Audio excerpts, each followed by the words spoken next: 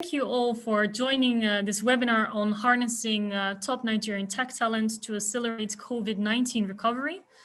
My name is Meert van der Gaast and I am a project coordinator at NABC and one of the project focal points for the Match project, and I will be the moderator of today's session. Let me tell you a little bit more about today's program. During this program, we will be discussing Nigerian's tech talent landscape, some of the significant changes and key actors involved. And I'm very pleased to inform you that we're joined today by the head of Techable Insights, Olanrewaju Odunewo, who has recently written a very excellent article on this topic. Of course, we are also focusing really on the relationship between the Netherlands and Nigeria, where in this case, we see great potential for Dutch companies to work together with the Nigerian ICT professionals. Abel Nering, Vice Consul Economic Affairs at the Dutch Consulate in Lagos, will tell you more about why the consulate has identified Nigeria as really a key focus sector, and share you a little bit more about the connection to some of the programs that are implemented, such as Orange Corners, LEAD, EcoBits. And we are, of course, very much focusing on this relationship between Nigeria and the Netherlands, because we see a real added value of working closely together. In the Netherlands, we are doing already a lot of trades in Nigeria, but the country is often overlooked in terms of human capital. And with really a youth population of over 90 million young people, Nigeria's young technology experts are very ambitious and resourceful and really out to prove themselves. Even during COVID times, the Netherlands is experiencing massive skills shortages in the ICT sector, which very often hinders companies' ability to grow.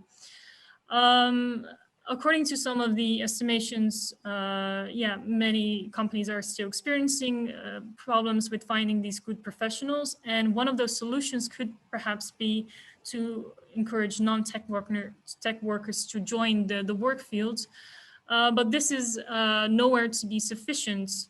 So during the panel, we will be discussing companies' initiatives that highlight highly skilled, the connection to highly skilled African ICT professionals with Dutch companies. In addition in our panel, we will also be joined by Jeroen Zwart, who is the founder of Lazy Time, which is a Dutch company where they're focusing comparison website for bus rental. And Jeroen has also hired a qualified Nigerian ICT professional via a other Dutch recruitment company called Zwartek. We're also very pleased to be joined today by Sebastian Tan, who is the founder and CTO of Casper Coding. And Sebastian is currently also joining us from the US. So very happy that you could make it as well, Sebastian. And yes, Sebastian, Casper Coding is of course also focusing on recruitment and relocation from Africa, connecting world-class African tech developers with companies here in Europe, in the US, in Canada, if I may understand correctly. And of course, our final panelist, last but definitely not least, is Maya McKenzie, also project focal point for the Match project from IOM, the Netherlands. Yes, and then it is, of course, your opportunity to ask any questions you might have to the speakers or panelists. But before I would like to give the floor to the first speaker, to Abel, I first want to also introduce very quickly to you the Match projects, which NABC and IOM the Netherlands are implementing in the Netherlands. So this Match project is a 3-year pilot project that focuses on circular mobility of highly skilled talent from Nigeria and Senegal. It is funded by the European Commission, and it is mainly focusing on filling labor shortages in the Netherlands, in Belgium, in Italy, and Luxembourg. And in today's webinar, we are in particularly focusing on the Netherlands. So the project, it is demand driven by employers who struggle to find, who are struggling to fill their vacancies on the Dutch and European labor pool. The project is open for employers from all kind of sectors, but within the program, we are really focusing a lot on the so-called bottleneck vacancies or hard to fill vacancies. And we see that these are very often vacancies in the ICT sector. And we believe that this is also where the match project can make a real difference. Through the match program, candidates from Nigeria and Senegal will come to the Netherlands for a time period of 6 to 24 months to gain skills, to have intercultural competencies. And upon completion of their work, they're expected to return to their home country with enhanced sets of skills and invest in their home country as well. The sourcing of the candidates will be done by an international recognized HR company called Aldelia. And as I mentioned, the project is coordinated by IOM and runs for 3 years. We launched, with the project being launched in 2020. So as you can imagine, when we launched the project in the beginning of 2020, we were in a very different reality. We did not expect COVID to hit us as the way it did. But COVID was indeed there, so that also forced us to look at how can we still make this program relevant for Dutch employers. And we did notice that in the beginning of the half of 2020, the Dutch labor market drastically changed, and demand for new talents, a lot of recruitment processes were on hold. But when we look at the ICT sector, we still see that due to digitalization, the massive shift to telework, the demand for ICT and ICT related skills is still very hard. As I mentioned, in the Netherlands, we see that 1 in 4 Dutch tech companies are still struggling to find qualified ICT professionals. In the table, the figure in the presentations shown, you see the difference between finding vacancies for ICT professionals before December 2019 and then in May 2020, and you still see that there's a lot of shortages for ICT professionals. It is also quite remarkably that 25% of companies still do not have a clear strategy of how to attract those very much sought after IT employees, which is especially apparent in the category of companies with over 100 to 500 employees. So because of the importance of good IT people and the tight labor market, it is quite advisable for companies to invest in their recruitment strategies. And one of such solutions could be to perhaps tap into new talent pools, as we are discussing today, and source from Africa. So with regards to COVID, we have done our best to ensure that the match program really fits the needs and the demands of the Dutch private sector. And in response to the travel restrictions and safety measures, we have set up an incubation period, allowing talents to work remotely until physical travel is possible again. Similarly, it is also, the project is also to a limited extent now also able for Nigerian and Senegalese nationals that are already residing within the EU to participate in the project.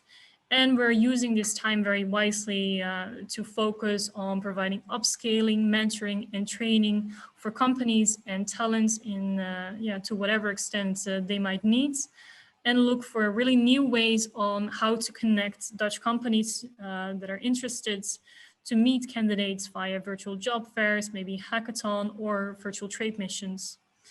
Although I expect that today we will focus a lot on the technical skills, there are of course many other benefits of working together with Nigerian talents, including adding diversity, but perhaps also an increasing company representation in Africa. So this is a little bit the process of how Match works, but more in detail, if you are interested in participating in Match or would like to explore what Match can do for your company, the best way approach here would be to contact either me or Maya for an initial discussion, and then we will further set up the process of sourcing suitable candidates for you and developing an individualized plan. All right, so I now would like to give the floor to Abel Nering, who is from the Consulate General in Lagos. Abel, you may take over the floor, and I will make sure that your presentation is now also going to be showing. Thank you very much, Mirta. I can already start, and then while you're fixing the presentation, is that okay? Yes. Great, thanks. Thanks a lot. Thanks also for this opportunity to speak to you. I really like this topic, especially entrepreneurship, tech, ICT. There's a lot of things going on here in the ecosystem, and I'd like to share a few of my insights. Hopefully they're useful, and I hope to make you a little bit more enthusiastic about Nigerian tech talent. Let me first introduce myself. My name is Abel Nering, and I'm the Vice Consul Economic Affairs at the Netherlands, at the Consulate General of the Netherlands in Lagos. I will briefly discuss the interest of the Dutch Consulate General in this topic, and also the opportunities we see for Dutch companies in this field. But before I do that, I will first briefly sketch the context we work in. So since 2018, the Netherlands and Nigeria have agreed to strengthen the bilateral relationships, amongst others in the field of economic cooperation and trade. Since 2018, President Buhari visited the Netherlands, and our Prime Minister Mark Rutte, Minister Blok, and Minister Kaag have also visited Nigeria to facilitate this strengthened relationship.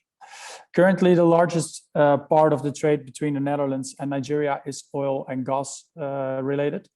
However, the Nigerian government wants to diversify the Nigerian economy to reduce dependence on oil and also increase resilience, especially after COVID, while the oil prices dipped a lot. So the Dutch government supports this ambition very much, and we also see ample of opportunities for collaboration in doing so. We're therefore working on diversifying our economic and trade relationship with Nigeria, focusing on agriculture, circular economy, energy transition, water, youth employment, and entrepreneurship. The ICT sector we see as a cross-cutting sector.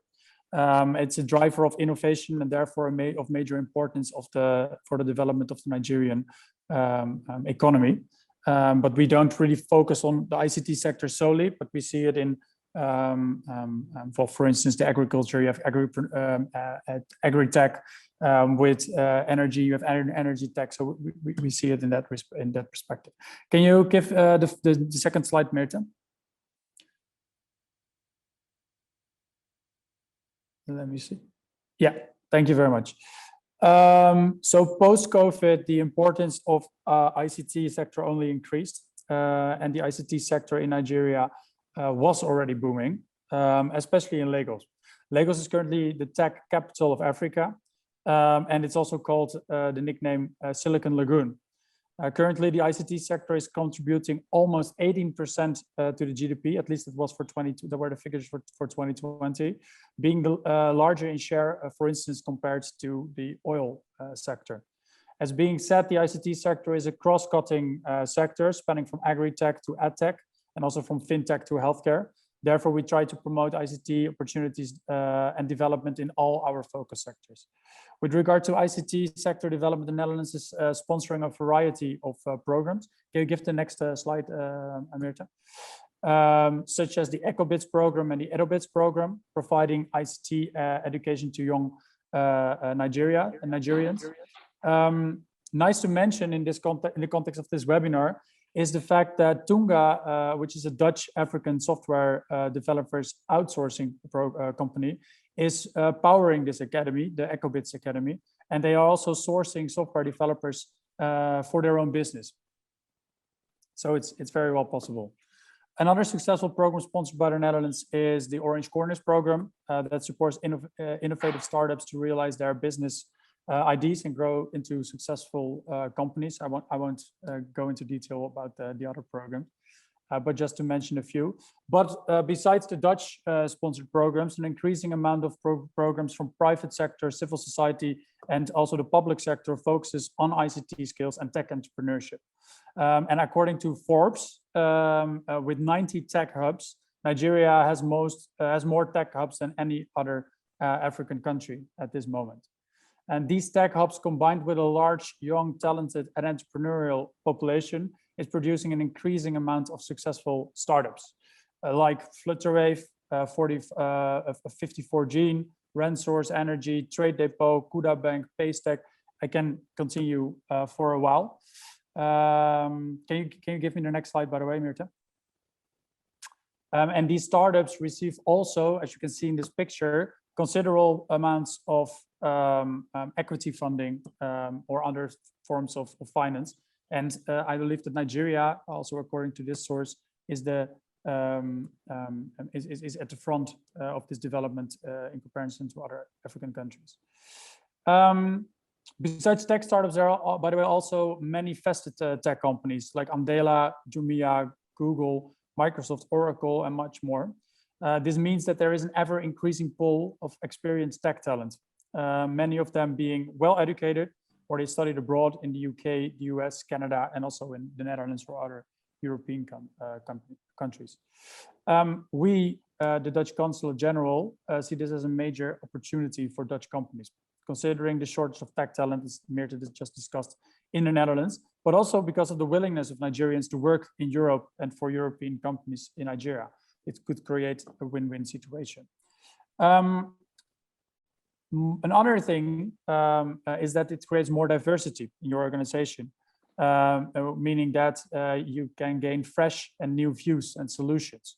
And we also see this as an opportunity for Dutch companies to become better acquainted with the Nigerian and African markets, where there are many opportunities within the tech sector, as I just tried to explain. So it's not only filling that gap for your staff. It's more than that, in my opinion. In case of ICT outsourcing, so I think Match is focusing mainly on insourcing, so getting tech talent to the Netherlands, but there is also potential for ICT outsourcing, and in that respect, also cost-wise, it's quite attractive, considering the fact that Nigerian wages are lower than the Dutch. I have quite an interesting example about that, by the way. When I wanted to make an infographic to promote a few of our sectors we are interested in, we paid a Nigerian graphic designer who made a very beautiful infographic for us, only 60 euros. In the Netherlands, it would have cost us 500 euros and up. So that indicates that that cost gap. Unfortunately, Nigeria is still has still a bad reputation because of the security situation, especially in the north of the country, and bad news coverage regarding, for instance, scams by Yahoo boys. However, many people in the Netherlands don't know that many Nigerians have actually a great work ethic. To be very honest, I think that most Nigerians, at least in Lagos, as I experience them closely, are working harder than most Dutch people I know. Furthermore, they are very well educated. The Nigerian diaspora is one of the most successful diasporas in the world, according to the Financial Times. I read a very interesting article about that. And additionally, both Dutch and Nigerians are quite direct in their communication. And this makes it actually generally easier to collaborate and to do business with Nigerian companies. And therefore, we often see quite good matches between Dutch and Nigerian businesses. So these are all interesting factors that make it, well, I think very interesting to have a Nigerian on board of your company. Luckily, we are not the only ones seeing these opportunities. Besides the Match program, also Nigerian and Dutch companies like Andela, Casper Coding, Swartech, and Tunga see this opportunity, offering a variety of services from outsourcing to sourcing to link Dutch, European, and American companies to Nigerian tech talent. I'm also very happy with this, with the match program and with this opportunity to speak to you, to generate attention for this opportunity. And I really hope that some of you will take the step to hire a Nigerian colleague in the future. I think you won't regret it. Thank you very much for your attention.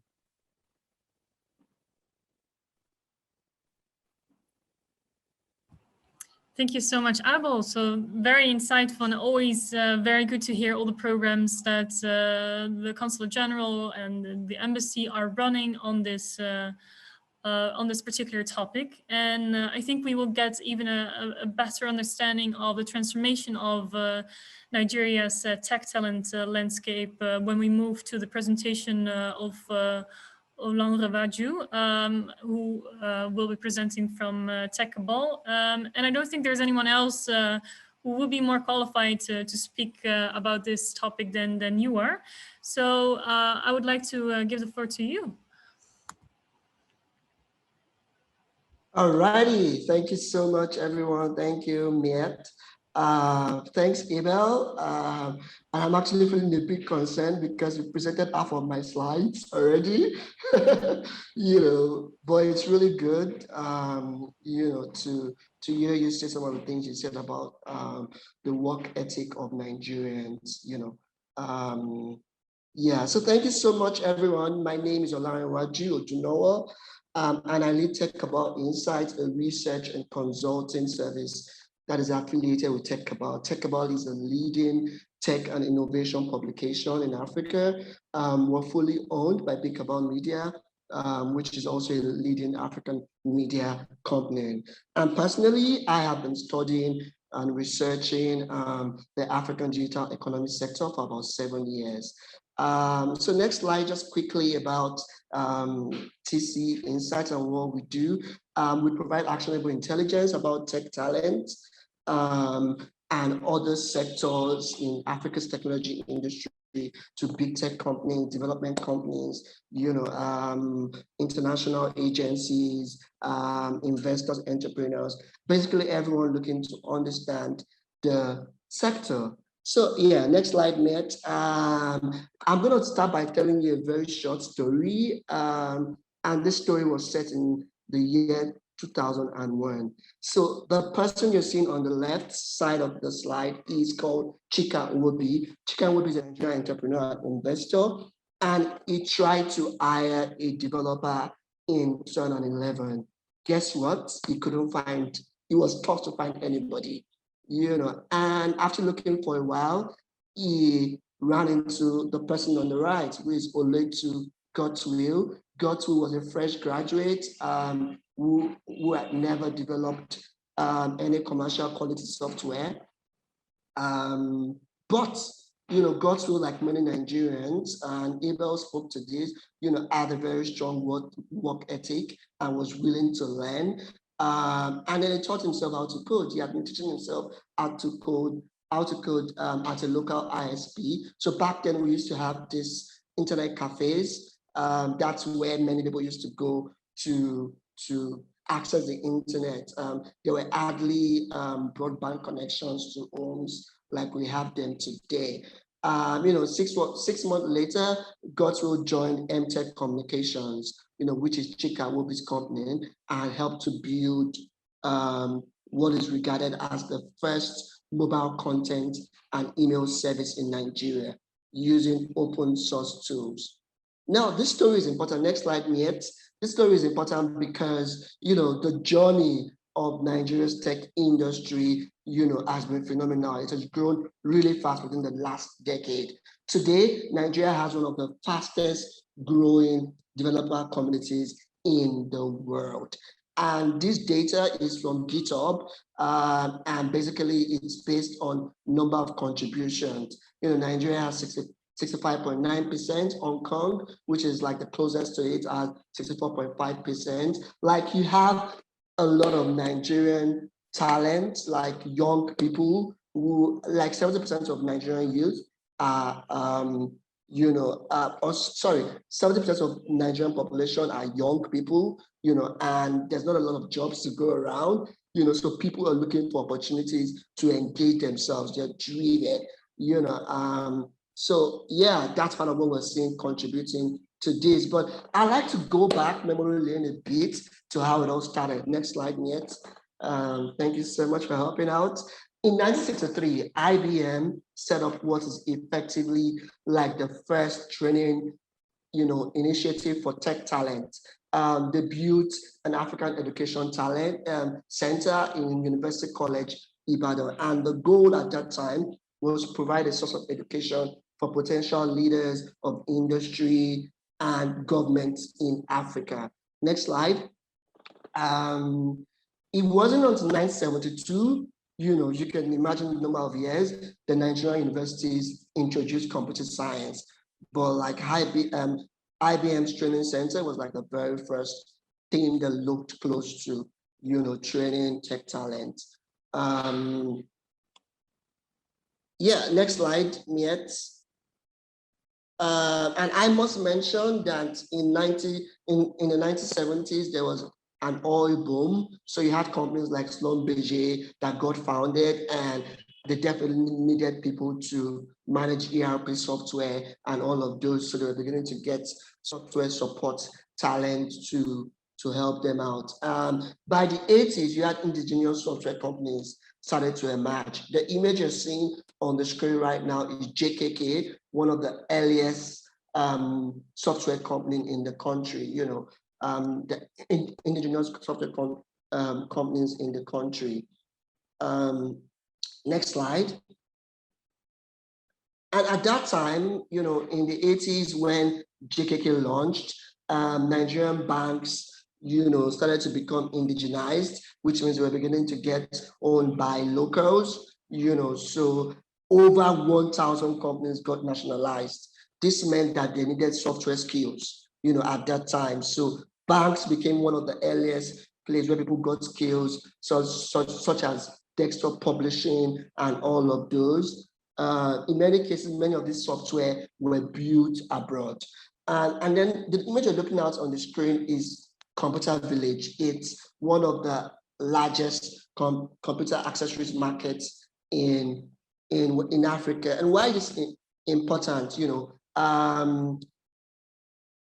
That single, that single market helped bridge a lot of people selling courses in CDs. So like back then, I bought a Java programming course on a CD. We didn't have them the way we have access online these days. So that market was important to helping people gain talent by accessing the necessary courses on CDs back then. Next slide. And then next slide, yet. And then in 2011, Nigerian awarded its first set of telco licenses, ushering in the first wave of internet entrepreneurs. So you had the likes of Airtel, I don't think it was called Airtel back then, MTN, and all of those got their licenses, and then that sort of ushered in, a wave of internet entrepreneurs. The guys you're looking at on the screen are the founders of Jobberman, which is one of like the first job search portal in Nigeria, and like one of the earliest internet companies. Keep this history in mind because it just gives you, the journey of tech talent in Nigeria. Next slide. And then we started to have like serious training initiatives. One of the earliest developer communities was 4Loop. 4Loop was founded in 2015, and then the goal was to create a community of people that were able to exchange knowledge about programming and all of those. And around the 2000s, Google also launched it all, started its local operations in Nigeria, and then it started to have developer communities in universities. Next slide. 2014, and I think Abel sort of spoke to this, Andela launched, and it sort of revolutionized how tech talent got trained. It revolutionized how the global market saw tech talent, because Andela was matching Nigerian talent to US companies, Silicon Valley companies, and it sort of exposed Nigeria talent. It blew up Nigeria's, tech talent community and began to, the global community started to take us very seriously. Next slide. Today, there's several organizations that are trying to train world-class developers and tech talent. So why is this history important? Because you may just sit there and be wondering, well, why are you sharing this with us? Because you should know that there's a lot of serious initiatives. The tech talent you're going to get from Nigeria are going to be like properly bred and not just people who they just pick a few courses here and there and all of that. And if you look very carefully in the right places, you're going to see people who have had to sit through a lot of training, rigorous training for that matter. I mean, if you look at Andela, for example, the Andela acceptance rate was compared to Harvard, like it was 1%. So a lot of people will apply, but like very few would get in because the application process was rigorous. The training process was very rigorous as well. There are at least 25 key players in Nigeria's technical talent industry, from government players to tech communities to training initiatives. A lot of background work is going on to make sure that Nigeria tech talent is world class, and it's important to keep that in mind. Next slide, please. Just look at the sheer impact of this training initiatives. I mean, if you look at HNG internship, they've trained about 7,000 participants have gone through the training. Instead of what you call boiling the ocean, you have people trying to scale tech training so that Nigerian talent find skills or get the skills quickly and are able to find work. If you look at Ford, for example, on the presentation slide, there are 2,500 members, and Ford is scaling across Africa. Started in Lagos, but like they have different locations across the continent. Again, there are quite a number of them, and this is just but a few of the training initiatives that you have. Next slide, please. I feel like I'm still on time. Again, look at underserved communities. There are specific initiatives targeting women, people in slums, just to make sure they're able to access the skills and make sure that Nigeria talents, everyone has access. Next slide. That's an example of one of the initiatives by the African Development Bank to train women. Next slide. Global tech companies are beginning to pay attention, to the rise of Nigeria as a technical talent hub. And you should pay attention too. So if companies like Google and Microsoft are doubling their investment on the continent, because you just have this sheer number of young people seeking opportunities. I mean, I know Nigeria has a bad rep for fraud and all of that, but what we found is young people genuinely want to find meaningful work, and if they have access to the right skills and the right opportunities, they will take advantage of it. And I'm just hoping. I mean, I guess I'm making a case for Nigerian talent to all the employers that are watching this. Next slide. Just an example of global companies paying attention. Microsoft is going to spend $100 million on Kenya and Nigeria as a tech development hub. Next slide. And this story is quite touching. So this Nigerian developer had made this Twitter feature, quoted replies. So that function on Twitter, if you use Twitter's well, where you can quote a tweet.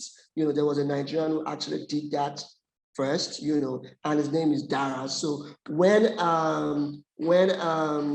Jack Dorsey, the Twitter CEO, visited Nigeria, Dara was present at that town hall, and he was offered a job on the spot. Nigerians are talented, and I'm so excited for what is going on. Next slide. You have international companies and agencies, international programs such as digital explorers, they're trying to match talent, So yeah, so next slide, Nigeria's technology industry. Oh, this slide, sorry. Just keep it on this one. Nigeria technology is growing fast. We expect the talent pool to also grow alongside.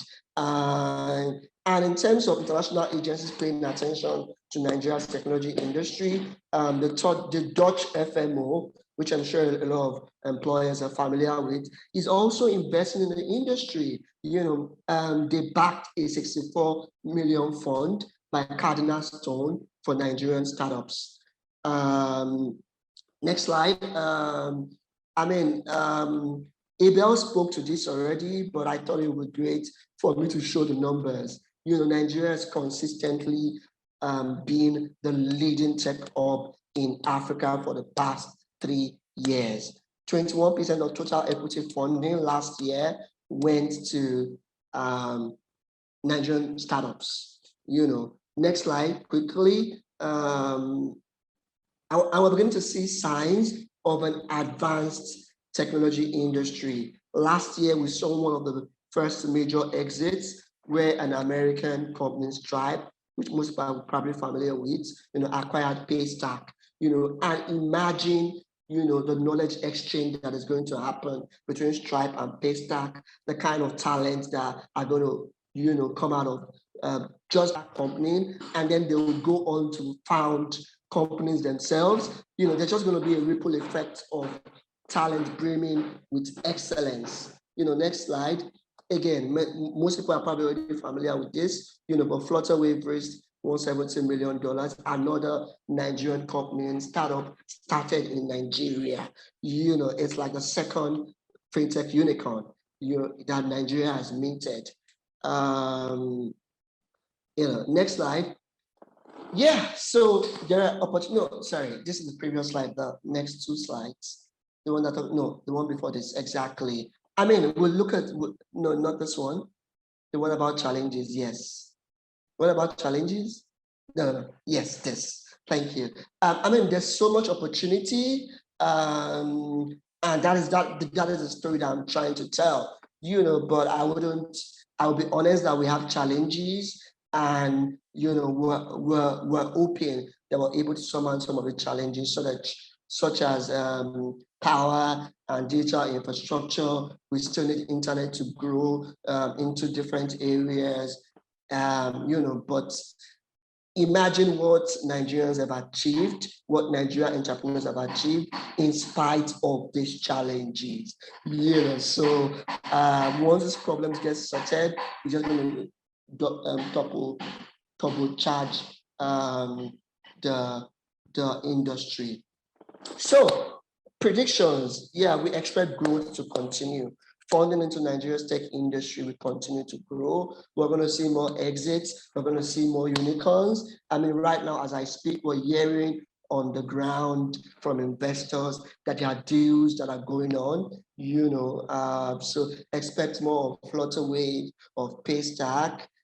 As a matter of fact, Flutterwave is now a global company that is present in Asia and a couple of other European countries. I think they're in Lithuania, for example. So again, just shows Nigerian talent going global. So we're going to see more senior tech talents emerge. There was a problem of senior tech talent, but we have many junior tech talent that are becoming senior. We're going to see more of those continue to happen.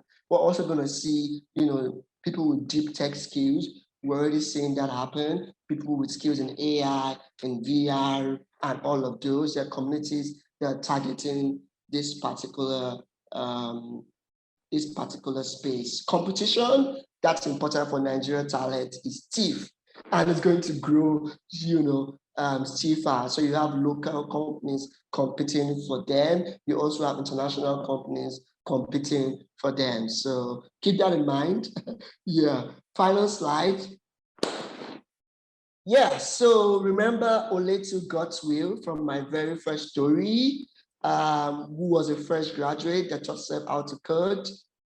Oletu is now a senior tech talent at AT&T Labs in the United States. This is the brilliance, people, of Nigerian, excellence, Nigerian tech talent. Thank you so much for listening. And final slide, thank you. You can reach me at olarinwaju@bigcabal.com. I hope this was worth your time. I'm happy to connect with you. Miet, how did I do with time? Yes.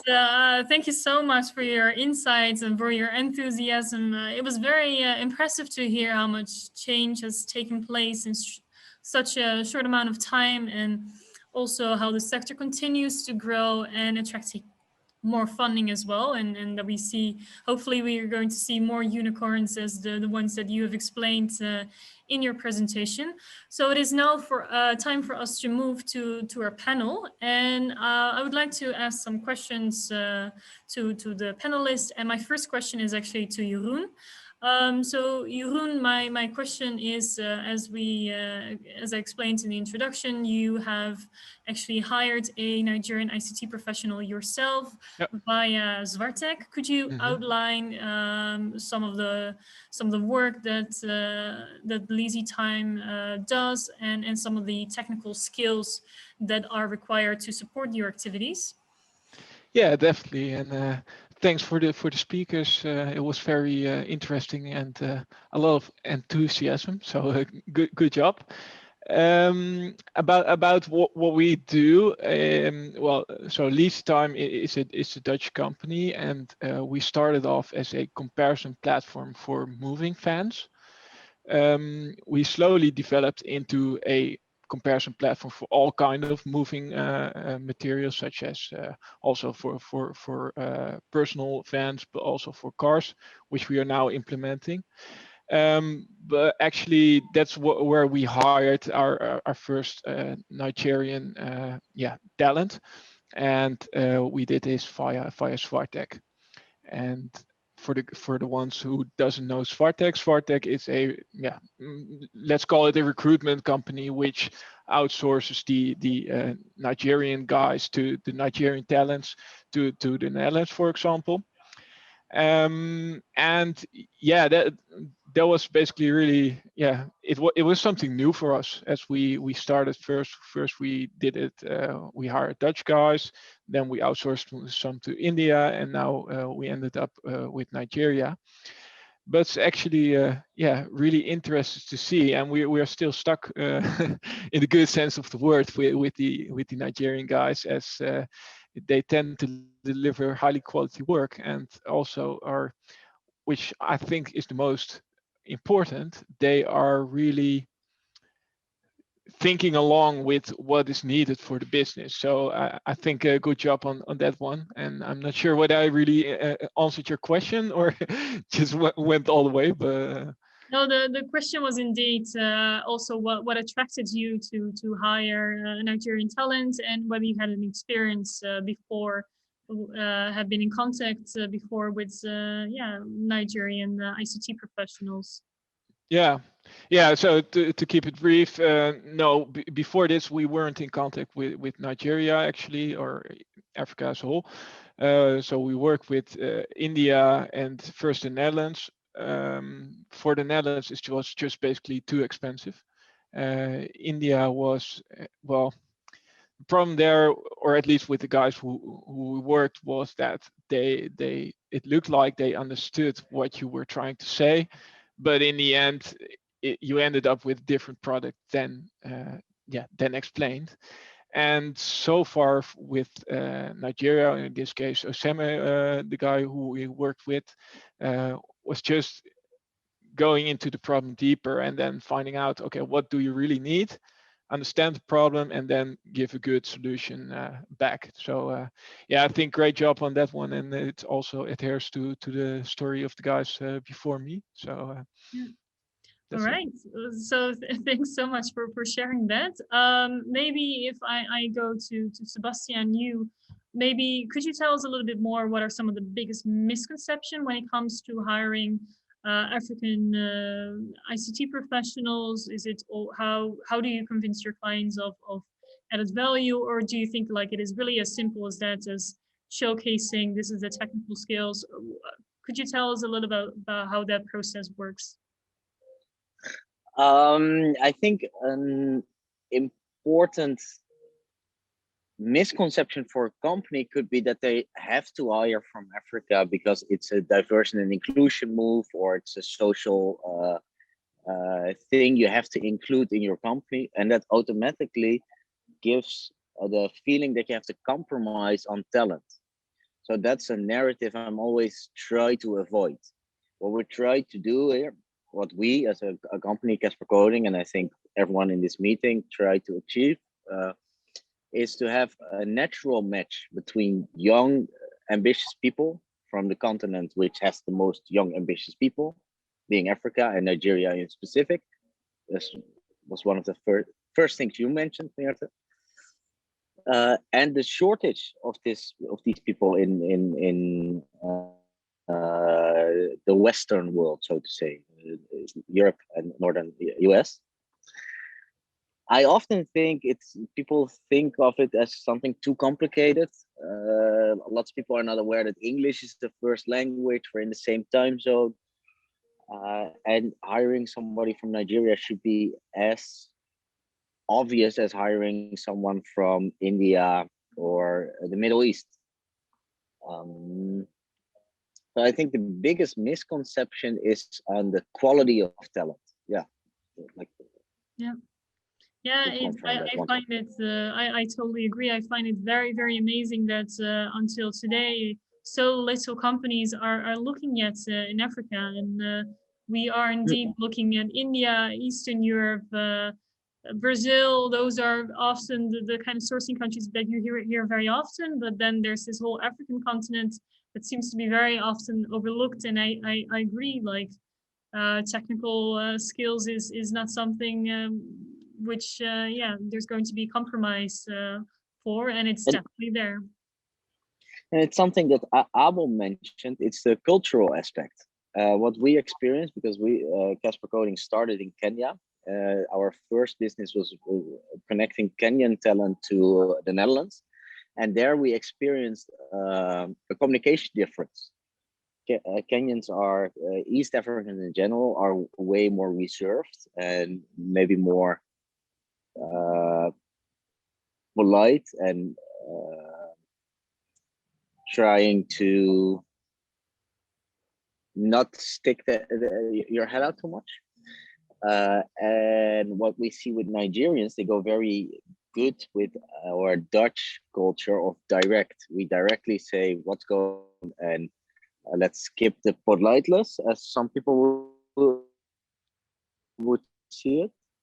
And what we experience is that there's a good collaboration between the East Africans and Germany, and the West Africans do very well with our Dutch directness. Yeah, that's something I would like to add. Okay. All right. So my question to you, for companies that are curious to explore whether Nigeria can offer specific skills or talents to meet their needs, what exactly can Match offer them? I think you've set me up well for this this question, Meerte, because you're just mentioning how when we're talking about international recruitment for ICT, Nigeria is not the first country that people think of. Often it is Asia or Brazil that gets thought of. So it's up to us to convey some of the information, these points that we've all been discussing today, that there are fantastic opportunities in Nigeria. To do that, because this is a demand-driven project, we take the vacancies and the interest from the recruiting companies, and we can put together for free and with no obligation to recruit, we can put together a short list of candidates.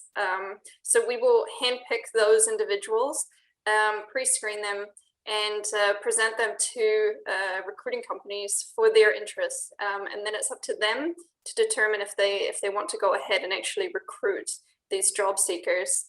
On a broader scale, we're also exploring things such as hackathons, virtual assignments, matchmaking, and other group events, just to showcase on a broader scale some of the potential of the Nigerian talent pools, but also to collect some interest and encourage some networking with the Dutch companies as well. Okay, thanks, thanks a lot, Maya. I actually have another question to Olan Revaju, if you're still with us. Yes, I'm here. Absolutely. All right, excellent. So could you maybe tell us a little bit more how COVID, has it also made a dent into Nigeria's tech space? How have some of the startups fared with the pandemic? Do you see new development? Do you also see like an increase of need for digital skills? Absolutely. I mean, initially, Oh. I think we have some connection problems.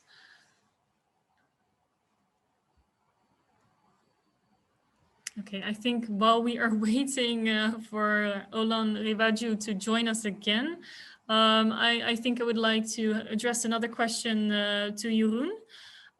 So maybe you can also share some of your experience with yeah, how recruitment now is during a COVID time. Many companies have frozen their recruitment process during the pandemic. How has COVID affected yeah, your company and also your recruitment needs? Yeah, it's a difficult one, right? I mean, I think you're either hit by COVID as a company, or you can thrive on COVID as a company.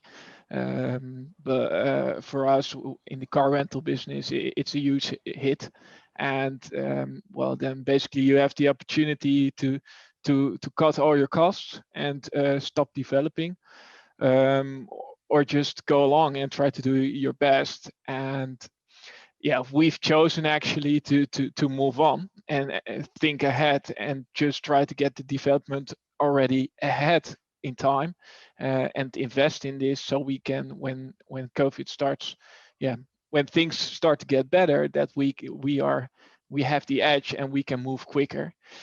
But yeah, you need to fund for it, and yeah, I think it's a good idea for everyone to keep on going, and if you have the funds, invest in it and don't wait for things to get better. But yeah, it's a difficult one, I must say. Yeah. No, that's a very honest answer, and I think we are all, yeah, very much looking at the best ways of mitigating the effects of COVID, and in some cases that can actually be yeah, to pause certain activities, or to keep on yeah, keeping the talent pipeline still fresh as well. And it's very nice that you are still indeed yeah, able to work with a Nigerian professional. Maybe a question to you, Sebastian. Although COVID has also greatly disrupted the Dutch labor market, do you see how specifically working with Nigerian ICT professional could maybe support some of the companies' efforts to recover from COVID? Because we often hear not having enough, yeah, talents could sometimes limit companies' ability to grow. How would you view this this connection?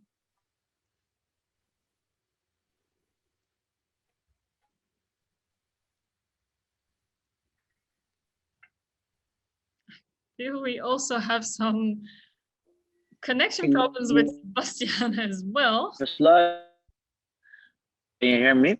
Yes, we can hear you. Merton, hi. I heard your question, but All right. we had a connection. You may take the floor. No, I think that I don't see it as a recovery from COVID. I think COVID pushed us forward 10 years into the future. Changes that were coming inevitably just came suddenly. The world is moving here. The fact that we're doing this online versus in some kind of specific place is something that is not going backwards. I think this is gonna stay. And we obviously need way more young, talented people who want to manifest or contribute to this changing world. And we can go back to the demographics. these young people are in overlooked places in the world. So yes, because of COVID, there's a way higher demand for technical advanced people. I think that's the answer that comes to mind.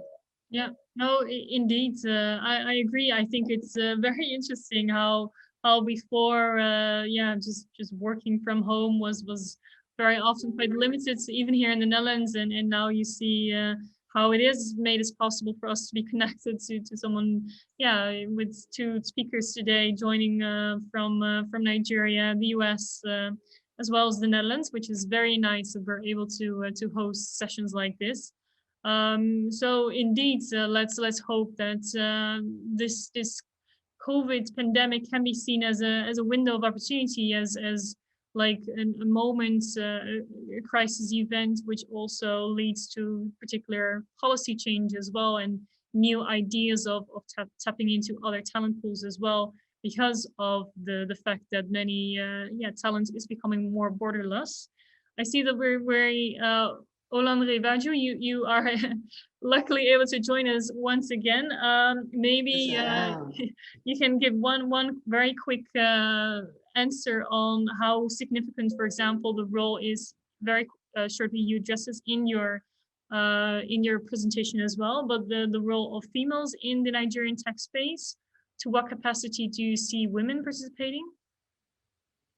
Yeah, I mean, first, to be honest, we do have a low percentage of women in the sector, but we're increasingly seeing more initiatives targeted at women. People are being deliberate to say, you know, we can't leave women, you know, out of, you know, the industry. We need more women to participate. I mean, TechAbout, for example, we're a media company, and we're also, you know, we also have a research service. We did a quick program, media program, that you celebrated the 50 women in the sector. You know, people ask, where are the women? You know, we've noticed that when you celebrate women in the sector, it encourages more women to be inspired to join this sector, to say, if person A can do it, then I can also do it and join the sector. So we do have a low percentage of women, but we're seeing more initiatives that are targeted at getting more women at the table. I think a lot of those initiatives are going to begin to pay off over the next 5 years, over the next, I mean, some of them are already paying off because we're seeing more women founders. Recently this year, I think it was last month, there was a VC, a local VC launched to fund, you know, women tech entrepreneurs. We're going to see more of those, and we're going to see more women participate. But a lot of the work is cultural, you know, because there's a long-standing cultural belief, you know, that this industry is mainly for men, you know, and we're beginning to break down those beliefs and barriers. Yeah. Okay, we are almost at the end of this session, and I see we have 2 questions in the Q&A. So we have a question about a Nigerian lady who has a master from the University of Utrecht and is living in the Netherlands. And she further wants to develop their technical skills as well, but finding some challenges of breaking into the Dutch system a lot with regards to language, English training. So a question to you, Maya, is yeah, are there possibilities for Match to support someone with this background as well? It's a good question, and through our discussions, Mirta, you'll probably agree with me that Dutch employers are moving away from this requirement of speaking Dutch, especially in the ICT environment. Speaking fluent English is often more than enough if you can showcase your skills, so that's encouraging. Because Match is demand-driven, we support the employers, so there are talents in our talent pool. They can upload their profile into the Ariba Jobs platform, and I'll type that into the chat soon. But it's really up to the recruiting companies to be looking for those skills. So it's more passive from the job seeker side. It's very active from the company's side. But to answer your question, I'll put the link to Ariba Jobs in the chat, and any job seekers amongst us can upload their profile there. Yeah. Okay, thank you a lot. So I think the final question, I think perhaps I also would like to ask this question to you, Olan Revaju. So the question is, will Nigeria at this time of economic challenge find Nigerians find it easy to improve their technical skills considering financial constraints caused by COVID-19 and the security challenges? What do you see? Do you find it's easy for them to improve their technical skills, or is it actually quite a little bit of a more challenging time? It is a very good question. I mean, Nigeria is actually going through some economic challenges. But I think at the moment there are specific initiatives targeted at, I mean, there are already free training courses, online. I know a couple of those, so this person can email me and I can send a couple of them to the person. But I think the only challenge the person might have is data cost, because of course you need data to access this. I do know that there are some initiatives also. I mean, there was a startup that launched recently. It's called the startup is called Scholar X, but the program they launch is different. And basically, what they enable people do is access digital skills training on their basic phones. So they actually don't need smartphones. They don't need data to access those training. Or if they do, it's quite limited. They have a telco supporting them and helping them to reduce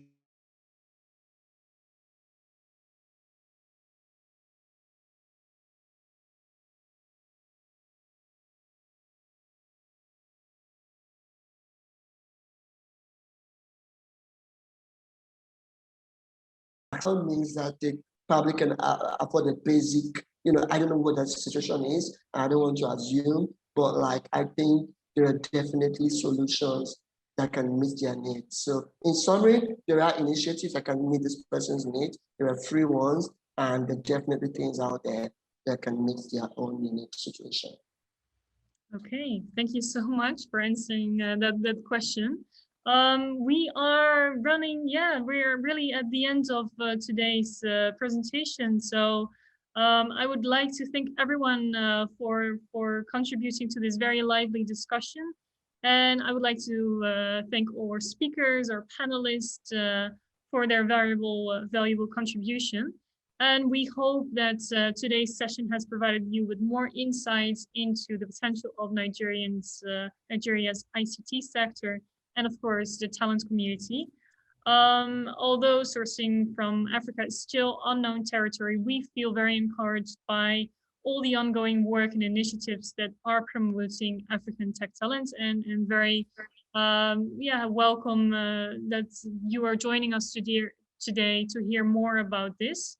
If you have any questions on the match project, or if you have any questions for one of the speakers or panelists of this session, feel free to reach out to us. We will do our best to answer your question, or of course connect you to the respective speaker or panelist.